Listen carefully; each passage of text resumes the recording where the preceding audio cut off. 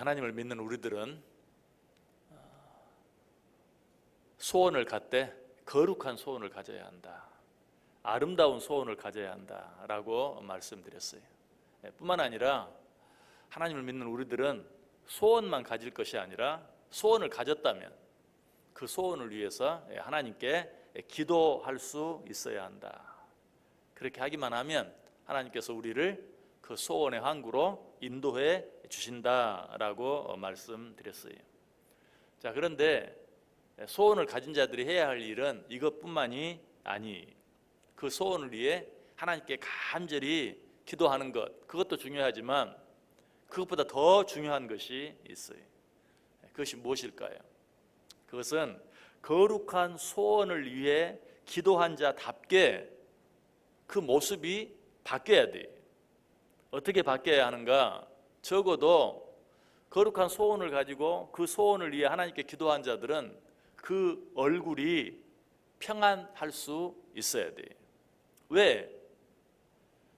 하나님을 믿는 자들이 가진 소원은 나를 위한 소원이 아니, 하나님을 위한 소원이요, 하나님의 나라를 위한 소원이.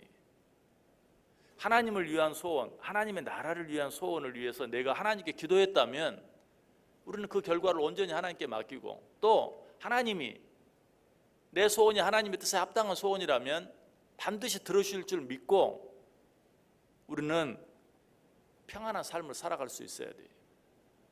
이것이 진정한 믿음을 가진 자들의 모습이요, 진정한 믿음을 가지고 하나님께 소원을 위해 기도한 자들의 모습이. 그래서 오늘 본문이 뭐라고 말합니까? 그들이 평온함으로 말미암아 기뻐하는 중에 여호와께서 그들이 바라는 항구로 인도하신다. 너희가 거룩한 소원을 가지고 있으면 하나님이 너희들을 소원의 항구로 인도해 주신다, 그렇게 말하지도 않고, 너희들이 거룩한 소원을 갖고 그 소원을 위해 기도하면 하나님께서 너희를 소원의 항구로 인도해 주시겠다, 그렇게도 말씀하지 않아요. 뭐라고 말해요? 평온함으로 말미암아 기뻐하는 중에 여호와께서 그들이 바라는 항구로 인도해 주신다라고 말하고 있어요. 거룩한 소원을 가지고 그 소원을 위해 기도할 뿐만 아니라 하나님께 기도한 후에는 평온함으로 말미암아 기뻐하는 중에 하나님이 우리도 알지 못하는 사이에 우리가 바라는 소원의 항구로 우리를 인도해 주신다는 것이, 우리는 이 사실을 한나를 통해서 가장 잘 배울 수 있어요. 한나는 거룩한 소원을 가졌죠.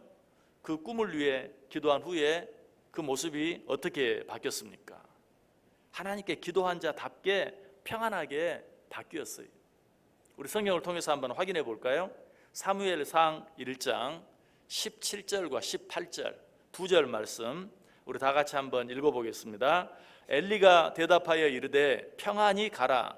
이스라엘의 하나님이 내가 기도하여 구한 것을 허락하시기를 원하노라 하니 이르되 당신의 여종이 당신께 은혜 입기를 원하나이다 하고 가서 먹고 얼굴에 다시는 근심빛이 없었더라.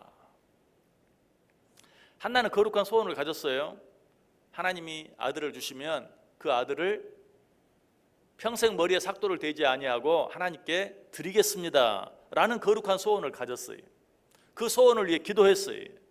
기도한 후에는 어떻게 했다고요? 가서 먹고 얼굴에 다시는 근심빛이 없었다.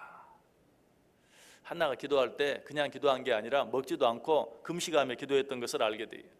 그러나 하나님께 기도한 후에는 가서 먹고 그 얼굴에 다시는 근심빛이 없었다. 여러분, 이 내용을 다시 한번 자세히 보면 그 전에는 자기를 괴롭히는 그 분인나로 인하여 얼마나 괴로워했는가 하는 것을 너무 잘 알 수 있죠.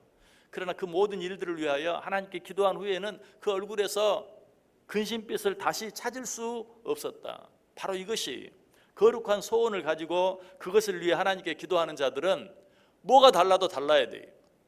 그 얼굴부터 바뀌어야 돼요. 달라져야 돼요. 그 얼굴에 진정한 평안이 있어야 돼요. 그래서 저 사람이 기도하는 사람인가 아닌가 하는 것을 얼굴만 봐도 알 수 있어야 돼요.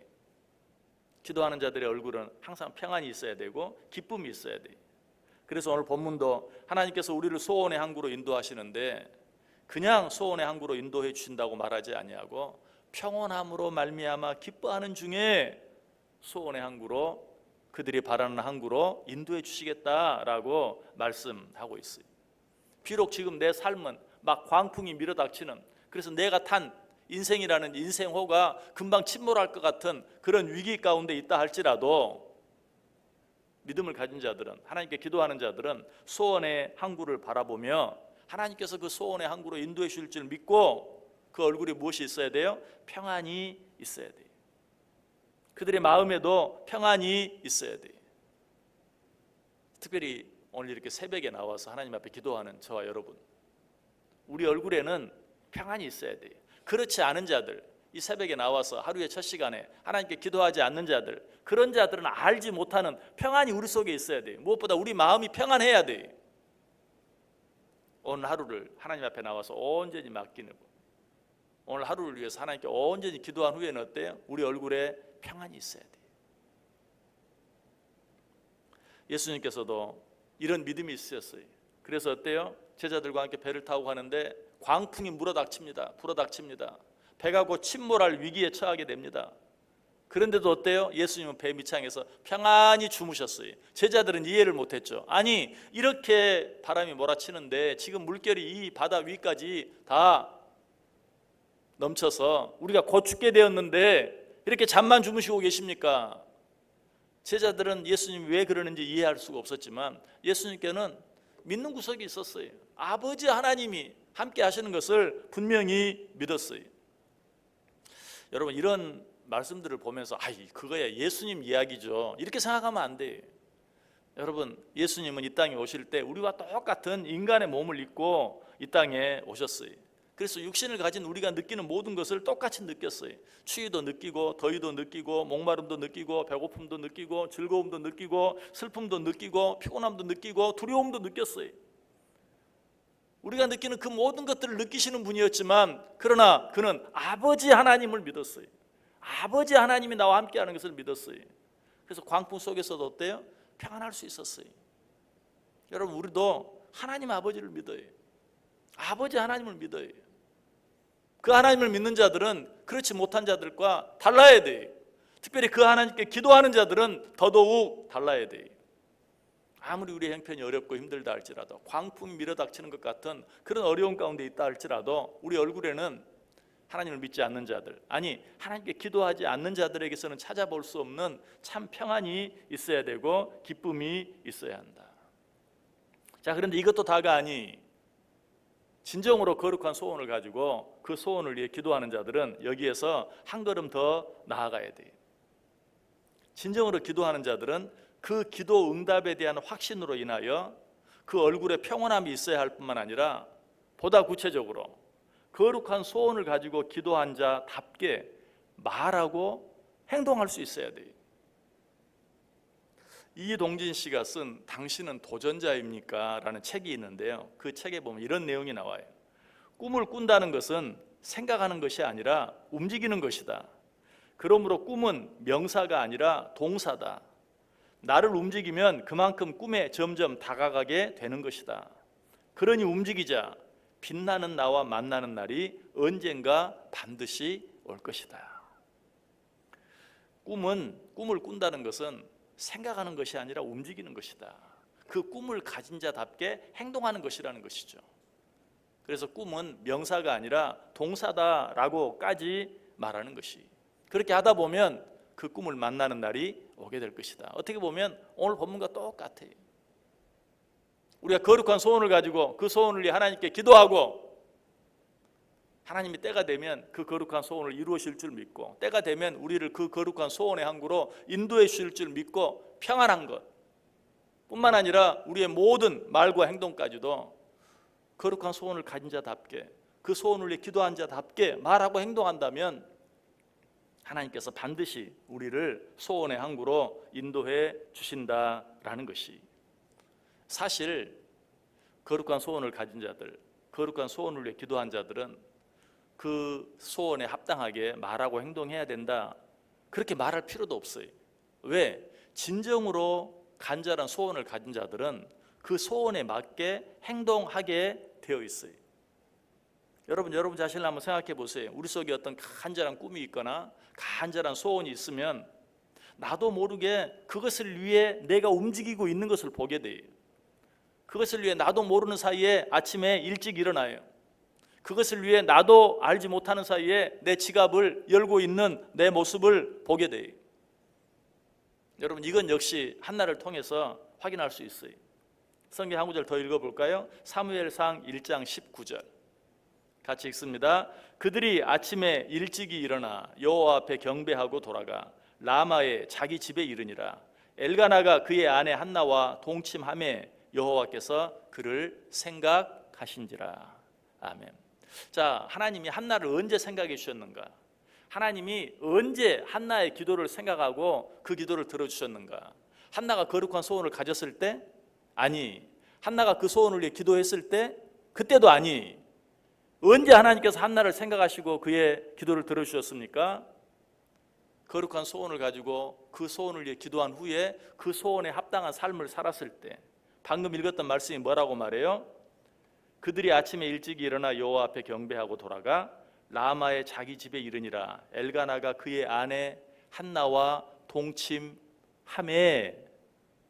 아들을 갖기를 원하는 자가 자기 남편과 동침하매 여호와께서 그를 생각하신지라. 기도만 한 게 아니었어요. 하나님께 기도한 자답게, 하나님 앞에 거룩한 소원을 가진 자답게 행동했어요. 움직였어요. 그렇게 하매 하나님이 그를 생각하셨다라고 말하고 있어요. 여러분에게 거룩한 소원이 있습니까? 여러분이 그 거룩한 소원을 위해 하나님께 기도합니까? 거룩한 소원을 가진 자답게, 그리고 그 소원을 위해 기도한 자답게 말하고 행동하는 삶을 살아야 돼요. 그렇게 하기만 하면 하나님께서 어떻게 해주시는가?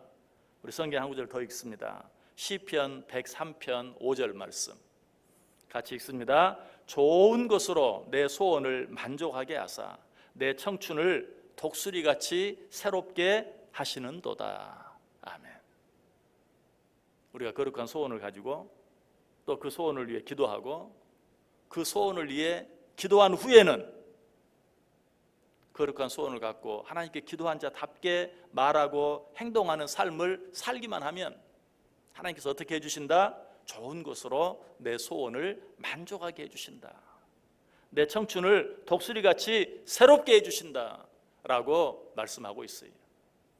여러분 꼭 기억하시길 바랍니다. 우리가 드리는 기도가 하나님께 응답되는가 되지 않는가 하는 것은 내가 기도를 어떻게 하는가, 내가 무엇을 위해 기도하는가에 달려있는 게 아니라 기도한 후에 어떻게 하는가에 달려있어요. 내가 드리는 기도가 진정한 기도인가 그렇지 않은가 하는 것은 내가 기도를 어떻게 하는가에 따라 결정되는 것이 아니라 오히려 그 기도가 끝난 후에 어떻게 말하고 어떻게 행동하며 사는가에 따라서 결정된다는 사실을 기억하세요. 자, 우리는 오늘 아름답게 하루를 시작합니다. 어떻게? 하나님께 기도함으로. 그러나 이것으로 다 되는 게 아니. 이 기도가 끝난 후에, 이 새벽 예배가 끝난 후에 성전문을 나서서 오늘 하루 내 얼굴 표정이 어떠한가, 내가 어떻게 말하고 어떻게 행동하는가에 따라서 오늘 우리가 드린 이 기도가 하나님께 상달되어질 수도 있고 그렇지 않을 수도 있고, 내가 기도로 하나님께 아뢰는 내 소원이 이루어질 수도 있고 그렇지 않을 수도 있다는 사실 꼭 기억하고, 기도하는 자답게 내 얼굴에 평안이 있고 기도하는 자답게 말하고 행동하며 살아가는 저와 여러분 꼭 될 수 있기를. 그래서 오늘도 하나님께서 우리를 소원의 항구로 인도해 주시는 그 은혜, 그 축복을 누리며 살아가는 저와 여러분 되기를 주님의 이름으로 간절히 축원합니다.